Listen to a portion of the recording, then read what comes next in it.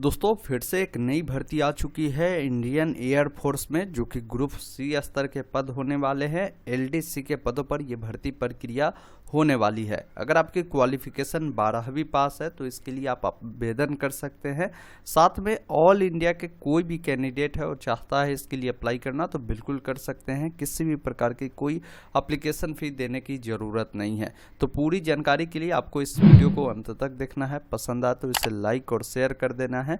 चाहते हैं इस प्रकार की लगातार अपडेट आपको मिलती रहे तो चैनल को आज ही सब्सक्राइब कर लेना है, ताकि आगे भी इस प्रकार की जो भी अपडेट होगा आपको मिलती रहेगी। और हमारे साथ व्हाट्सएप चैनल टेलीग्राम से ज़रूर जुड़िए, क्योंकि बहुत सारे अपडेट मैं वहां देने का काम करता हूं। अभी मैं नोटिफिकेशन आपको दिखाता हूं, जिसके जरिए मैं पूरी जानकारी आपको बताता हूं। ये भर्ती मैंने आपको बताया है कि इंडियन एयर फोर्स में होने वाली है। Direct recruitment of group C civilian post के पदों पर ये होने वाली है। इसका एडवर्टीजमेंट नंबर देखेंगे 02/2024 है, जिसमें बताया गया कि एप्लीकेशन इनवाइट किए गए एलिजिबल इंडियन सिटीजन कैंडिडेट से, मतलब ऑल इंडिया के कैंडिडेट से आवेदन इनवाइट किए गए जो इसके लिए एलिजिबल है। वो चाहते ग्रुप सी स्तर के जो पद के लिए अप्लाई करना, जिसके तहत वेरियस एयरफोर्स स्टेशन यूनिट में जो है ये भर्ती होने वाली है, जिसको इस नोटिफिकेशन में मेंशन किया है। आप उसके लिए अप्लाई कर सकते हैं। जैसे यहाँ पर देखिए, सबसे ऊपर में आपको कमांड का नाम मिलेगा। इस कमांड में अगर आपको अप्लाई करना है तो इतने सारे अलग अलग पोस्टल एड्रेस है, आप कहीं पर भी फॉर्म को भेज सकते हैं। उस एड्रेस पर आप भेज सकते हैं जहाँ के लिए आपको लगता है कि वैकेंसी अधिक है। आप जहाँ के लिए भी अप्लाई करना चाहे तो उस एड्रेस पर आपको भेजने होंगे। ध्यान ये रखिएगा कि मल्टीपल इसमें जो है कमांड में भर्ती है। एक बार आप जरूर नोटिफिकेशन को देख लीजिएगा। मैं लिंक जो है आपको डिस्क्रिप्शन में या टेलीग्राम में शेयर कर दूंगा। अगर नहीं जुड़े हैं तो जुड़कर इसे डाउनलोड कर लीजिएगा। जैसे देख लीजिए, सारा पद आपके एलडीसी के ही होने वाले हैं। आपको वैकेंसी भी देख लेनी है कि आपके कैटेगरी में है या नहीं है। कहीं पर अगर मान लीजिए यूआर में भर्ती है और आपके कैटेगरी में भर्ती नहीं दिखा रही है तो आप इसके लिए अप्लाई कर सकते हैं जनरल के थ्रू, कोई दिक्कत नहीं होने वाली है। आगे मैं बताऊंगा कि कैसे फॉर्म को भरना है। पहले इसके लिए कुछ एलिजिबिलिटी कंडीशन जो रखी गई है वो जानना बिल्कुल ज़रूरी है। जैसे एज की बात करें तो फॉर्म भरने के लिए आपकी एज मिनिमम 18 साल मैक्सिमम 25 साल होगी। और एज में रिलैक्सेशन भी है। जैसे ओबीसी के होंगे तो आपको मैक्सिमम 28 साल यानी 3 साल का छूट मिल रहा है। SC ST के होंगे तो आपको यहाँ पर 5 साल मतलब 30 साल तक भी है, तो फॉर्म भर सकते हैं। कोई फिजिकल हैंडीकैप कैंडिडेट है उनको यहाँ पर 10 साल के छूट यहाँ पर दिए गए हैं। बात करें इसके लिए क्या क्वालिफिकेशन रखे गए हैं, तो क्वालिफिकेशन देखेंगे एलडीसी पद के लिए। सबसे पहले आपकी सैलरी लेवल 2 के तहत होने वाले हैं। 12वीं पास आप जो है किसी भी रिकॉग्नाइज्ड बोर्ड से होनी चाहिए। उसके बाद स्किल टेस्ट होगा आपके कंप्यूटर पर, तो इसकी भी नॉलेज होनी चाहिए। जैसे इंग्लिश टाइपिंग 35 वर्ड पर मिनट होनी चाहिए, हिंदी टाइपिंग 30 वर्ड पर मिनट, ये दोनों में से कोई भी एक टाइपिंग है तो आप इसके लिए एलिजिबल है। आप इसके लिए अप्लाई कर सकते हैं। यहाँ पर मोड ऑफ सिलेक्शन कैसे होगा तो बताया गया है। तो इसमें सबसे पहले जो भी कैंडिडेट एप्लीकेशन भरेंगे उसका सबसे पहले एज लिमिट, इसके अलावा क्वालिफिकेशन, डॉक्यूमेंट्स, सर्टिफिकेट, ये सब जानकारी जो है चेक किया जाएगा। अगर आपका डिटेल सही पाया जाता है और आप इसके लिए एलिजिबल पाए जाते हैं तो आपका जो एडमिट कार्ड है ये लोग जो है रिटन टेस्ट के लिए भेजते हैं, वो जारी करते हैं। अब यहाँ पर जब एडमिट कार्ड आता है तो उसके बाद क्या होता है कि आपका रिटन टेस्ट होता है, तो इसमें अपेयर होना जरूरी है। नहीं अपेयर होंगे तो आप इसमें जॉब नहीं पा सकते, ये भी ध्यान रखिएगा। अब इसके लिए सिलेबस क्या होगा, रिटन जो टेस्ट होगा उसमें, तो देखिए आपका जो है जनरल इंटेलिजेंस से जो है प्रश्न रहेंगे, इंग्लिश लैंग्वेज से रहेंगे, रीजनिंग से रहेंगे, जनरल अवेयरनेस से रहेंगे। तो ये टॉपिक है, इनसे ही आपके प्रश्न रहेंगे। पेपर आपका जो होगा वो इंग्लिश हिंदी दोनों में रहेगा। आप जिसमें भी जवाब देना चाहे आप दे सकते हैं। उसके बाद जो कैंडिडेट जो है रिटन टेस्ट में अगर क्वालिफाई होते हैं तो उन सभी का क्या है, जो स्किल टेस्ट, प्रैक्टिकल टेस्ट है उसके लिए बुलाया जाएगी, जिसमें मैंने बताया है कि आपका जो है टाइपिंग के टेस्ट जो है वो ली जाएगी।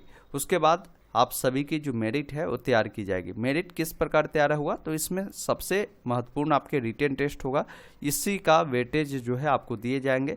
यह स्किल और प्रैक्टिकल जो टेस्ट है सिर्फ क्वालिफाइंग नेचर का रहेगा, ये ध्यान रखिएगा। कैंडिडेट इसमें शॉर्टलिस्टेड होंगे उन सभी को क्या है कि जब आपके स्किल टेस्ट के लिए जब बुलाई जाएगी तो उसी समय हो सकता है कि आपको सभी डॉक्यूमेंट ओरिजिनल जो है वो लेकर जानी होगी, और कॉपी भी है, इसका एक कॉपी आपको लेकर जानी होगी। इसका फॉर्म भरने का लास्ट डेट की बात करें साथियों तो 30 दिनों के अंदर में, मतलब 31 अगस्त से इसका आवेदन स्टार्ट हुए, नोटिफिकेशन रिलीज हुए, तो इससे 30 दिनों तक आप जो है इसके लिए आवेदन कर सकते हैं। हाउ टू अप्लाई बताया गया कि कैसे आप अप्लाई कर सकते हैं। तो अप्लाई करने के लिए पहले आपको इसका एप्लीकेशन फॉर्म जो है उसका फॉर्मेट दिए गए हैं, जिससे आप इंग्लिश हिंदी में चाहे तो टाइप कर सपोर्टिंग डॉक्यूमेंट उसके साथ अटैच कर आप जिस भी कमांड के लिए अप्लाई करना चाहते हैं तो उस कमांड का अलग अलग एड्रेस है, उस एड्रेस पर आपको भेजने की आवश्यकता है। मैं अभी आपको बताऊंगा भी।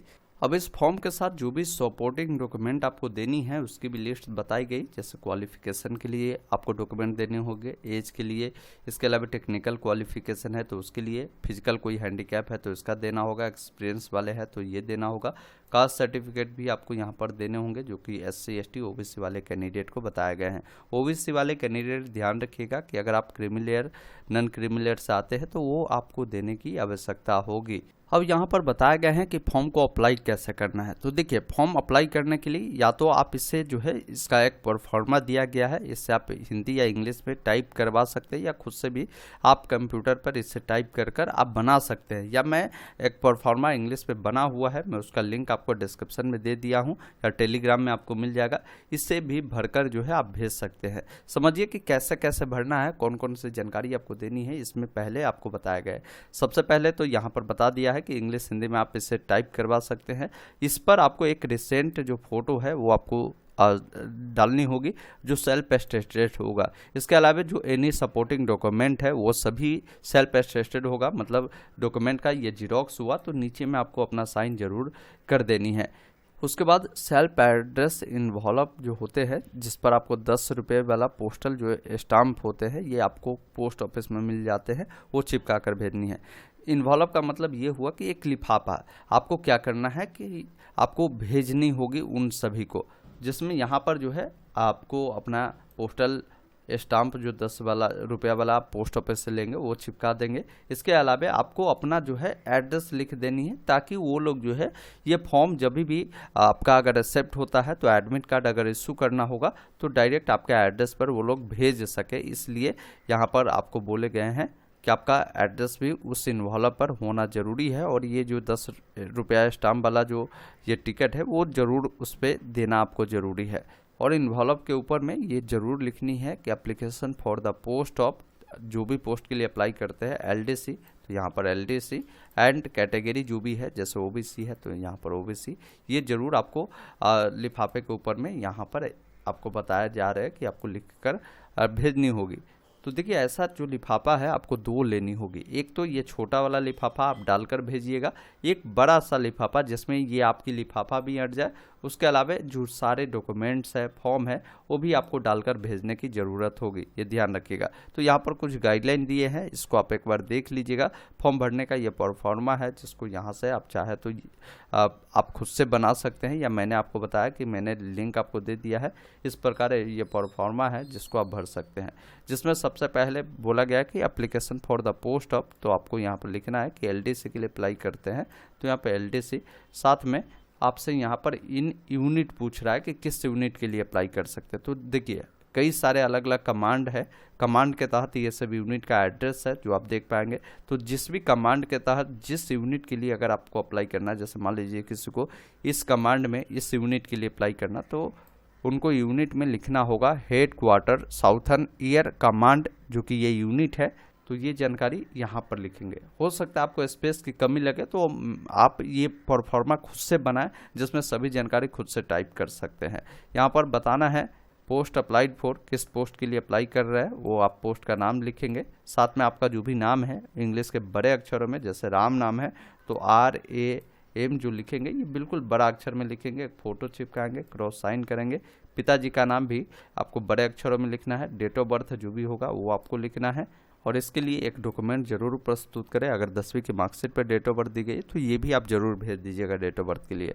अब यहाँ पर बताया गया है कि लास्ट डेट तक जो है आपकी डेट ऑफ बर्थ कितनी हो रही है, कितने साल हो रहे हैं, वो साल बताएंगे, महीना बताएंगे, और जो डेट है वो बताएंगे। तो इसका लास्ट डेट साथियों मैंने बताया कि 31 अगस्त से आवेदन स्टार्ट है, इससे 30 दिनों तक आवेदन चलेगी, तो वही आपका लास्ट डेट हो जाएगा।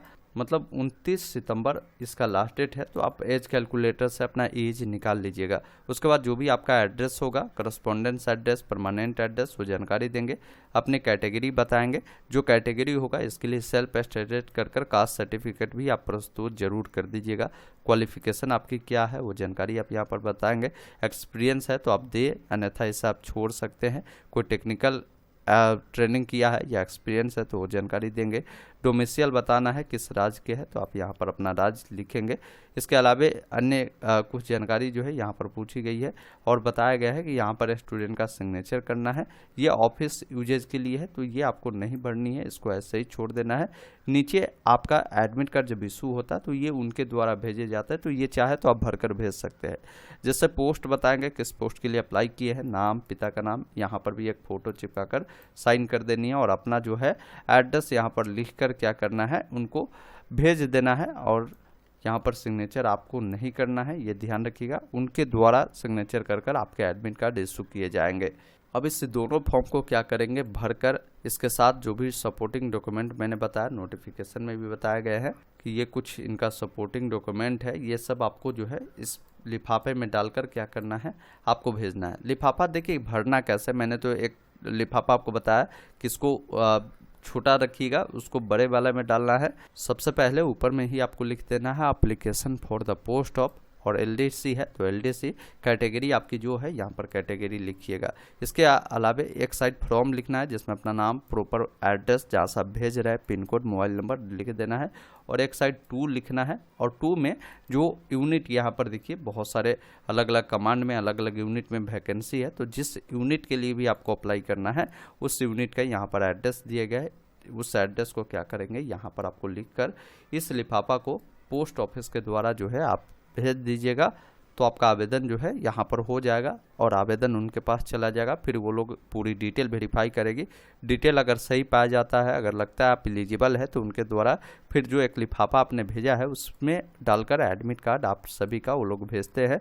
फिर एडमिट कार्ड आएगा तो उसमें जानकारी मिलेगी एग्ज़ाम कहाँ, किस सेंटर पर, किस डेट को होगा, वहाँ जाकर आप एग्ज़ाम दे सकते हैं। तो इस प्रकार मैंने बात किया कि इंडियन एयरफोर्स में जो ग्रुप सी स्तर की पद निकाली गई है एलडीसी के पदों पर, जिसका फॉर्म ऑफलाइन कैसे भरना है।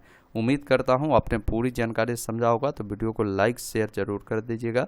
वीडियो देखने के लिए बहुत बहुत धन्यवाद। जय हिंद।